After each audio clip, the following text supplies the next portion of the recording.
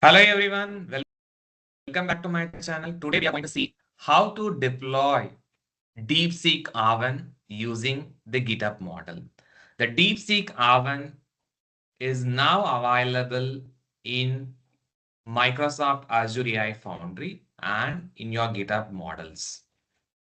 So for this deployment of DeepSeek-R1 using a GitHub model, you need to log into your github.com. After you log in, click your marketplace.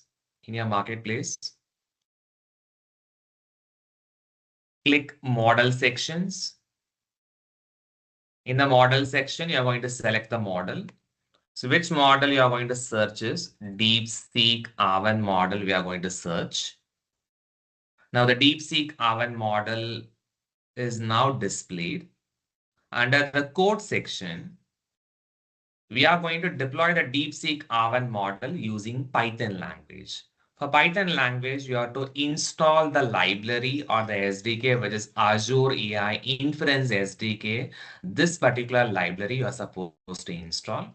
And what are the classes we are going to use for the DeepSeek-R1 model using Python is chat completion client, system message, user message, and the Azure key credential.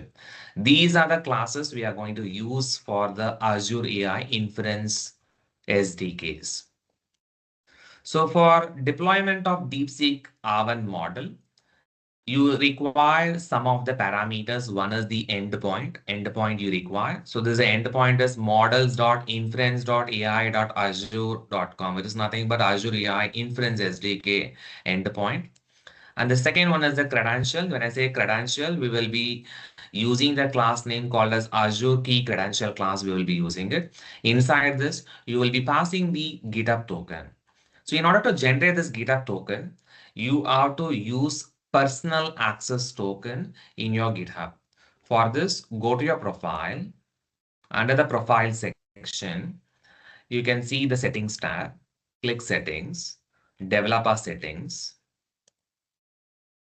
After your developer settings, personal access token, tokens classic section, generate a new token. So once you generate a new token, you can provide your name of, you can provide some note of the token, and the expiration date, you can set it, whether you want 7 days expiration, 30 days, 90 days, no expiration, you can set that. Then you have to select all the scopes. So I'm going to select all the scopes now. Let me select it. I'm selecting the all scopes. Once you have selected it, selecting it, all the scopes, you have to select it. Then you can say sample demo. You can put it. I'll put the expiration date, some days you can put it now. I'll put 7 days, sample demo. And you hit the button generate token. The moment you hit that button generate token, the token has been generated. Let me say generate token. The token has been generated. Remember, whatever the token it has been generated, it will be only for 7 days only. And you can reset your expiration date also. After that, if you want to use it in your application development, copy this entire token, because this token, once you exit this window, this token will not be available or it will not be visible. So please copy paste in your application development so we can make use of this GitHub token in your application. So now you have successfully generated the personal access token. After you have generated it, Visual Studio Code. In the Visual Studio Code, I have already installed the Azure AI Inference SDK. We have installed it. And the classes we are going to use it is chat completion client, system message, user message, Azure key credential. And endpoint is your Azure AI Inference SDK. And the model name we are using is DeepSeek-R1 is the model. So it is from the GitHub. Models. Token is your personal access token.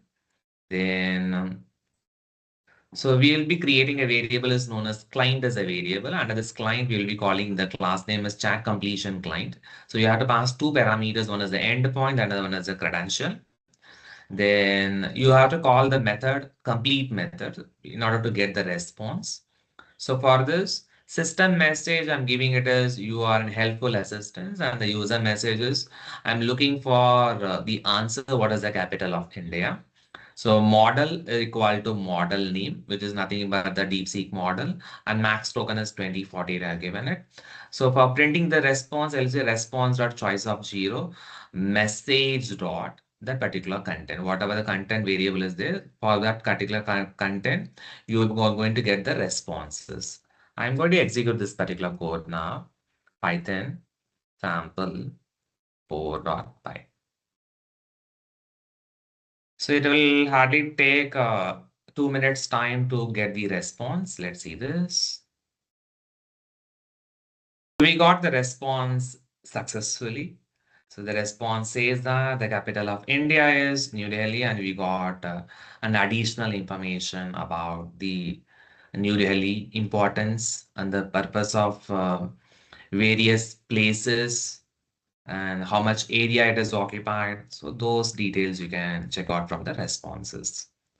I hope the video is more useful. Please stay tuned for more updates related to the DeepSeek R1 model. Thank you so much for watching.